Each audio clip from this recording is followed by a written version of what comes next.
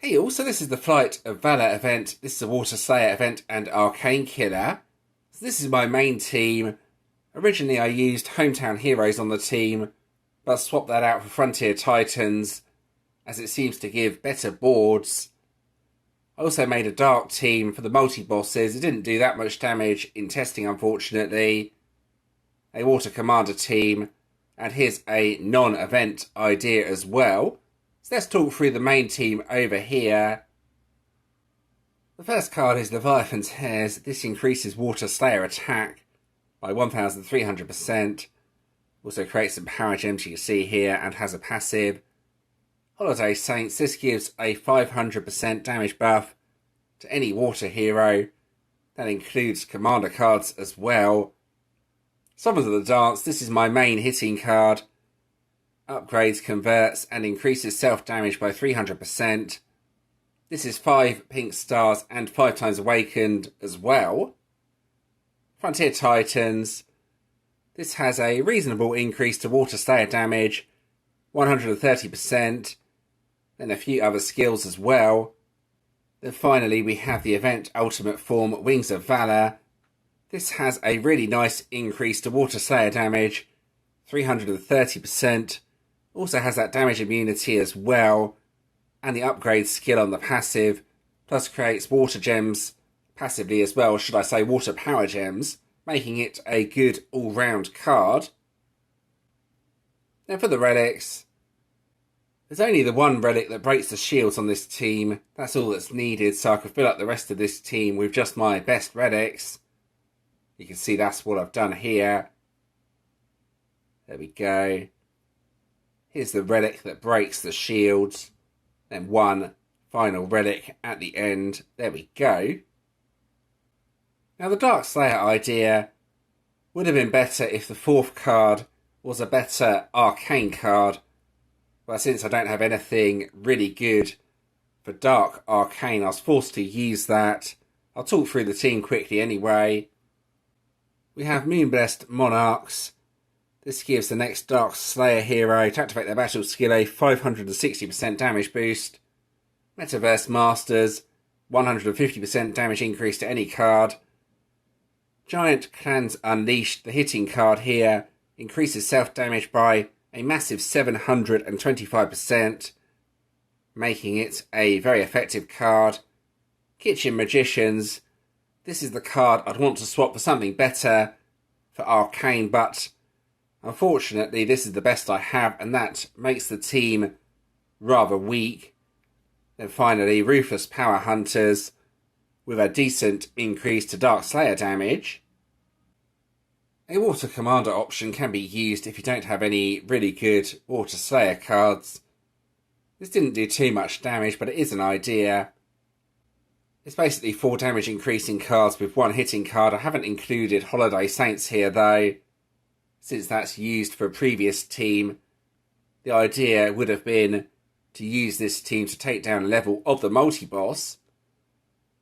Okay, you can see here, increases Water Commander damage by 225%. Here's the hitting card. This increases self-damage by 200%. Not the best hitting card, but it's the best I have for Water Commander, plus it's 3 pink stars, 5 times awakened. Invincible Melded Souls. This has a permanent increase of 180%. And Punishing Pathfinders to finish, 220%. Then the final team over here, it's if you don't have the event Ultimate Form, you can try something like this. You should still do decent damage.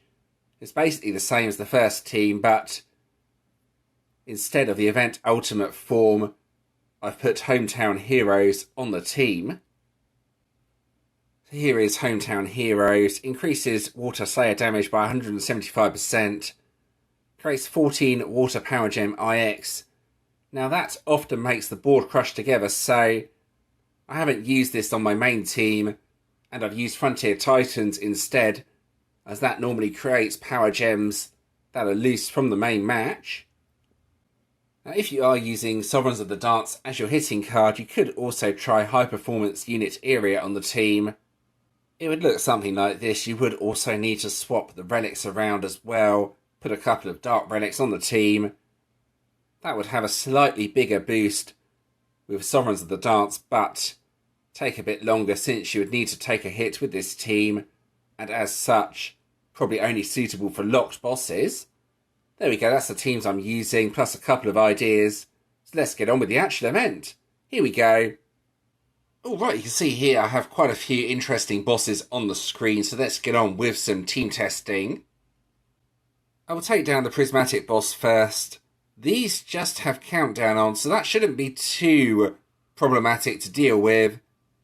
Then after this, I will try my Dark team on the multi-boss and see if it's enough to take down one of the levels. Okay, so here we go with this team here, my main Water Slayer team. Alright, so here we go. This has been doing pretty solid damage in testing. I'm wondering if it's enough to one-shot a Prismatic. I think it won't quite be enough, but it may be close. Let's see anyway. So I think this is the best activation order. Maybe, I don't know, let's try a different order just to try and get some loose power gems. Let's see the damage from this anyway. You can see even with a pretty poor board, it's still doing 1.5 Q. Let's see if I can get a better board, get the damage up even further. That would be nice. Let's see anyway. So here goes the countdown. It hasn't been countered. Let's see what the board looks like and try a different activation order. See what happens then. Right, so I think I'll try Hometown Heroes first. Yeah, that makes the board crush together, so it might be better use something like this. Let's see what happens here. No, it's still all crushes together, unfortunately. I will need to mess around with this team, basically. Still, though, it's doing nice damage, even with pretty poor boards, so it is a good team.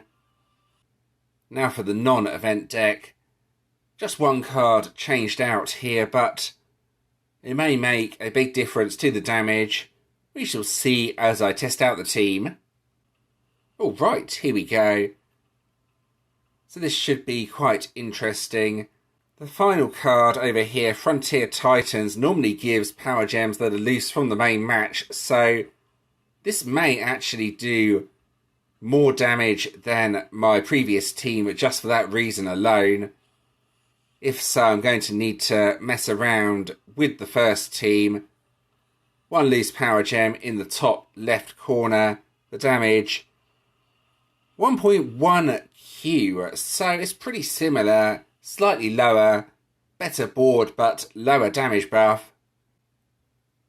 So what I've done here is made a slight adjustment to the first team. You can see here, Frontier Titans replaces Hometown Heroes. Let's see if that improves the damage or not. Then I'll try my Dark team after this. So in theory, this could well be a better option, even though the damage boost is slightly lower on Frontier Titans than it was on Hometown Heroes. Let's see what happens anyway. The board should, with a bit of luck, fully crush together. Oh, not quite. Let's see what happens here. So one loose power gem at the top. One at the bottom as well. Let's see the damage. Yeah, that's pretty spectacular. I think this is the option I'm going to be using for the event. 2.5 on the big Q. Okay, so I have no idea how effective this Dark Slayer team is going to be, but if I can take down a Prismatic multi-boss level with it, it will be incredibly useful. If you remember, the Dark Slayer Ultimate form has a massive boost on it, so this could be interesting. Alright, so here we go. I have no idea what this is going to do, may I add, but I think it would do possibly reasonable damage. It's hard to say really, as I've not tested this out at all. That middle card though has a huge boost, so I think this is one of my better off-colour options. I could have used the fourth card twice as well. Let's see. Yeah, it's not spectacular. It's going to take a bit of time to take down a level using this team. I thought it would do more damage than that. It was worth trying though, I think, just to see what it did. Might be worth a quick test on the commander team as well. I'll do one more hit with this and then try out the commander team just for curiosity. Right. There we go, use that card again this time around. Let's see the damage. Yeah, 31.8. It's okay, but it's not really spectacular, is it? Going to take me a long time to take down that level. Right, final team. Water Commander team here. Just to see what the damage is with this team. Alright, so here we go. I don't think this will be amazing, but I've kind of got to try it. See how much damage it does. See if it's an option for the multi-bosses or not. I can't use Holiday Saints here though, as I already used it with my Slayer team. That's why it's not on this team. Let's see the damage anyway. Not the best of boards, but it gives me an idea anyway. Yeah, 11Q, that's worse than the Dark Slayer team, so I don't really need to continue with this option. But there we go, that was quite helpful anyway in determining what teams I can use for the event. I've improved on my original Water Slayer idea anyway. So you've probably seen, but there are some special bosses this time around. The Special Flight of Valor event is the first type, the guild boss you can see on the screen. Now one decent team should take down all colours of this boss, the invasion bosses. I will use my best Water Slayer team to take this one down. Alright, here we go. So this should be really easy, just go left to right. It's just to show you all what these bosses are and the rewards they give. Right, here we go. This is a 1-key attack as well, so won't do as much damage as in the first part of the video. Still, that's pretty good damage with 1 key. Probably enough to take down Umbral bosses, so I'm pretty happy with that team. And there's the parts, the Invader crate. There we go, the Invader part. I'll scroll up to here now. And here's the Invader part of the event, or Invasion part of the event, should I say. Now this is quite important, as we can all get an ultimate form. Today's quest is to defeat 10 Invader solo bosses. That should be really easy. Just go over to here and take down 10 of these, I believe anyway. That's the only solo bosses I have seen for this event. You get rare Invader parts as well from these. You do have limited keys though, so be a bit careful. Alright, here we go.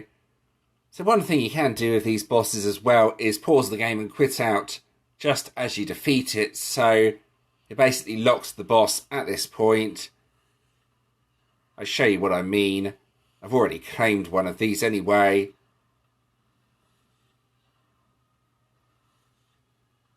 So do your attack, then just as the attack hits, quit out.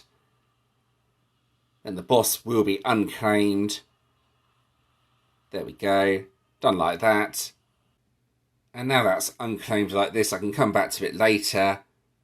There we go. Hopefully that was pretty self-explanatory.